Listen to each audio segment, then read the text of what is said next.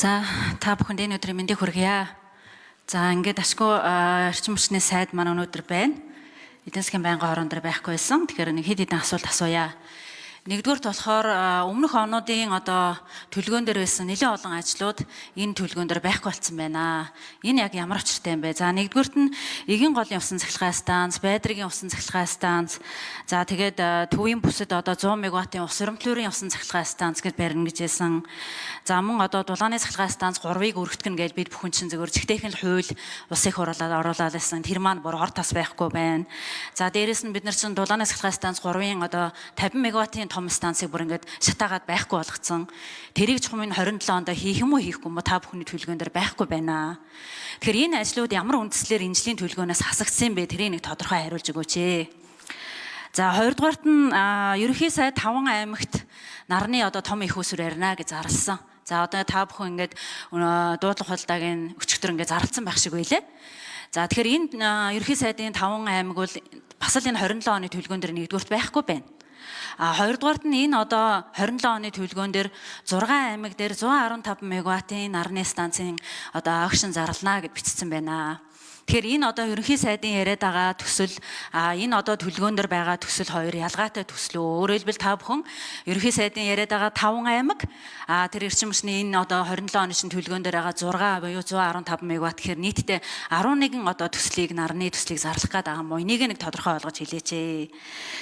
За дараагийн асуулт нь болохоор мөн энэ төлгөөн дээр айл өрхүүдийг нарны их усүртэй болгоно гэсэн байна.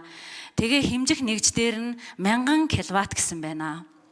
За ерөнхий сайд бол хэд хоногийн өмнө 100000 айл гэж мэдгдсэн. Тэгэхээр энэ дээр та бүхэн яг аль нь үнэн яриад байгаа юм бэ? Эсвэл тэр 100000 айл гэд ерөнхий сайд худлаа яриад байгаа юм уу? Эсвэл та бүхний тэр 1000 киловатт гэдэг нь зөв юм уу? Энэ хоёрын тоон чухам аль нь зөв юм бэ? Энийг бас ингэ залруулж хэлээч. За дараа нь мөн ерөнхий сайд эх онд энэ айл өрхүүдийн нарны тархмал их усрыг дэмжихийн тулд ногоон зээлийн хүүг бууруулна гэсэн. Тэгэхээр та бүхэн яг ямар механизм хэрэгжилж байгаа ногоон зээлийн хэд байгаа хүүг эх онд та бүхэн хэд болгож бууруулах юм бэ? Тэр төлөвлөгөөгөө та бүхэн танилцуулаач. За дараагийн нэг асуулт нь болохоор эрчим хүчний яамны стратеги бодлого төлөвлөлтийн хэлтс гэж байдаг. За энэ төлөвлөлтийн хэлтсийн үндсэн том үүрэг функц юу вэ гэхээр мэдээж салбарын бодлогыг боловсруулах, салбарын хууль эрх зүйн орчин, дүрм журмыг боловсруулах, стандартыг боловсруулах ийм үүрэгтэй. За өнөөдөр та бүхэнд би өмнөх орол дээр хэлжсэн цахилгаан байгууламжийн дүрм, за нэгдсэн шүлжээний дүрм сүүлийн 10 жил шинжлэгдээгүй. Өөрөөр хэлбэл энэ таны алавчин ямар ч ажлаа хийхгүй байна. Эрчим хүчний тухай хуульчин 2001 оноос хойш 25 жилийн хугацаанд шинжлэгдээгүй. За нэг арай ядан бүтэн жил ажиллаад найдлаа сайд өөрөө оролцоод бүтэн жил хамт суугаад босруулсан дулааныхаа хуулийн дээр санал өгөхгүй 2 сар дараад хэвтсэн. Тэгэхээр яаж ийм байдлаар чинь энэ салбар хөгжих юм бэ? Тэгтэл энэ дулааны хуулийн чинь гол цөм нь таны өчигдөрхөн яриадсэн тэр дулааныг тоолдог болно, тоолууртай болгоно. Хувийн хвшлийн оролцоог дэмжнэ, төрийн оролцоог басгана гэсэн гол концепц чинь энэ дулааны хууль дээр явж байгаа. Гэтэл ингээд өөртөө хуулиа босруулахгүй, Улсын хурлын гишүүдийн босруулаад өгсөн хуульд санал өгөхгүй 2 сард ингээд дараа хэвтчихэж байгаа. Тэгэхээр ийм асуудлуудад хариулт өгөөч. Хизээ тэр та бүхэн цахилгаан байгууламжийн дүрмээ шинжилэх юм. Хизээ тэр сэржийнхаа дүрмийг шинжилэх юм. Бүр та бүхний өмнөөс баг нийгмийн өмнөөс ичиж байгаа байхгүй юу? За найдлаа сайд хариулъя. За инх зэг гишүүний асуултанд хариулъя. За тэр таны дурдаад байгаа энэ эх жилийн хөгжлийн төлөвлөгөөнд ороогүй гэгдээд байгаа зүйл нь эдийн засгийн хөгжлийн яамн дээр ажлын хэсэг томилогдоод ажиллаад санхүүжилтөнд тодорхойгүй гэдэг үндслээр хасагдсан байгаа. Тэр тархмал 5 аймагт хэрэгжих нээлттэй дуудлага худалдаагаар хийж байгаа төслүүд болон хувийн хөрөнгө оруулалт төслүүд бол энэ төлөвлөгөөнд орох шаардлага байхгүй. Төсөвгүй хувийн хөрөнгө оруулалт хийх учраас шаардлага байхгүй юм аа. Тийм болохоор тэр төслүүд ямар ч шаардлагагүйгээр энэ бичиг баримтанд орох шаардлагагүйгээр хэрэгжээд явнаа. За стратеги бодлого төлөлтийн асууж байна. Энэ дээр таны асуулт яг зөв байна. Эрчим хүчний салбар салбараараа нэг тийшээ харах хэрэгтэй байгаа. Салбар нь нэг тийшээ хараагүй бол яаж энэ танхимд 126 гишүүнийг тийшээ харах юм? Яаж бодлого батлах юм, яаж төсөв батлах юм, яаж төлөвлөгөө батлах юм. Тэгэхээр бид нар ажиллаад харин бүр сайн ажилласан гэж үзэж байгаа манай тэр яамны залуучууд эрчим хүчний ногоон шилжилтийн стратегийг эхний төслийн гаргасан байгаа. Одоо үүнийг мэрэгчлүүдээс саналыг нь аваад зам тээвэр яам, уулуурхай яам, за магадгүй хүн сөдөө аж ахуйн яамтай хамтраад Монгол улсын ногоон шилжилтийн стратегийг гаргах ёстой юм. За магадгүй энэ бичиг баримт бид нар амжих юм бол, хилцэж дуусгах юм бол Монгол улсын COP17 дээр гаргах бас нэгэн бодлогын чухал мессеж болно. Энэ дээр бол маш тулгуй ажиллаж байгаа.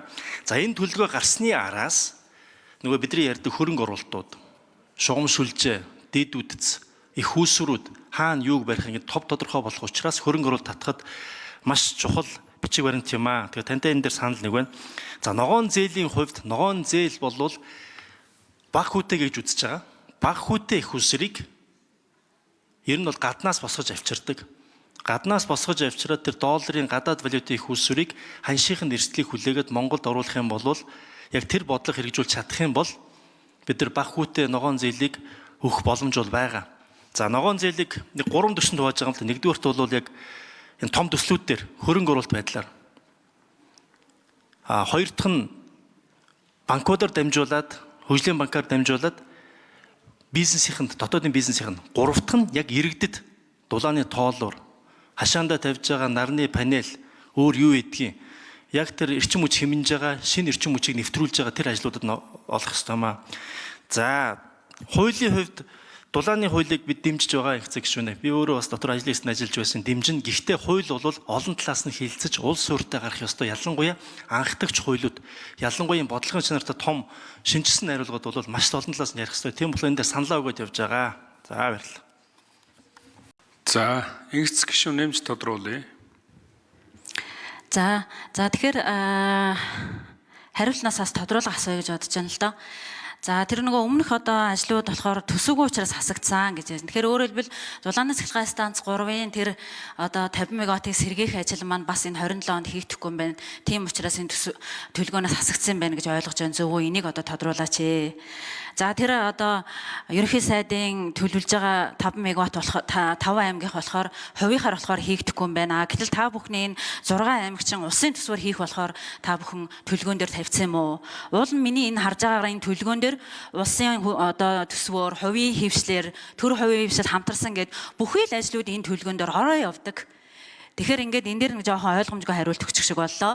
3 дугаарт нь тэр айл өрхтөр яг 1000 кВт гээд байгаа мó? Эсвэл тэр ерөнхий сайд 10,000 айл гэд худлаа яриад байгаа мó? Энийгээ та бүхэн тодорхой олгоод хэлээд өгөөч. Энэ дээр би бат тодруулж асуумаар байна. За найдлаасаа нэмж хариулъя.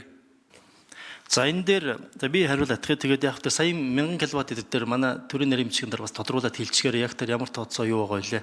Төлөвлөгөөн дээр яг ямар тоо тавьсныг. Тэр дурдсан төслүүдийг нэр хариулт орхисон байна. Эгийн голын усан цахилгаан станц байдраг түрүүн бас их 2 сард хариулж илээ. Байдраг бол төр хувьчлэр хэрэгжихэр явж байгаа. Бидний хувьд энэ бол онц чухал төсөл байгаа.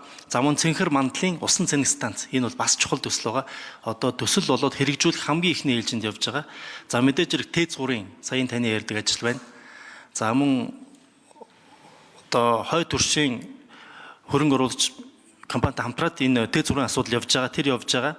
Мөн ТЭЦ-4-ийн 9-р зуухыг барихыг хөгжлийн банкаар санхүүжүүлнэ гэсэн шийдвэрийг засгийн газар гаргасан байгаа. Энийг бол энэ тэргуунд маш яаралтай ажиллах хэрэгтэй байгаамаа. За ерөнхий үйлдэл дарганы дээр нэг 1000 кВт.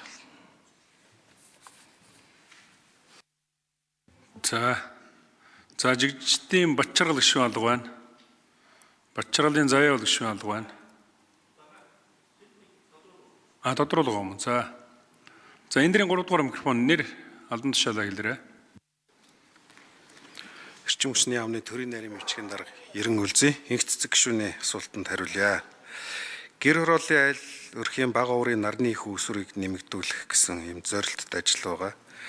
За энэ төлөвлөгөөний суурь түвшин нь бол 2025 он. За 25 оны үед бол ерөнхийдөө түгээх сүлжээнд цахилгаан нийлүүлж байгаа юм жижиг аврын нарны панелтай айл өрхийн нийлбэр бол 100 кВт орчим байсан гэсэн үг.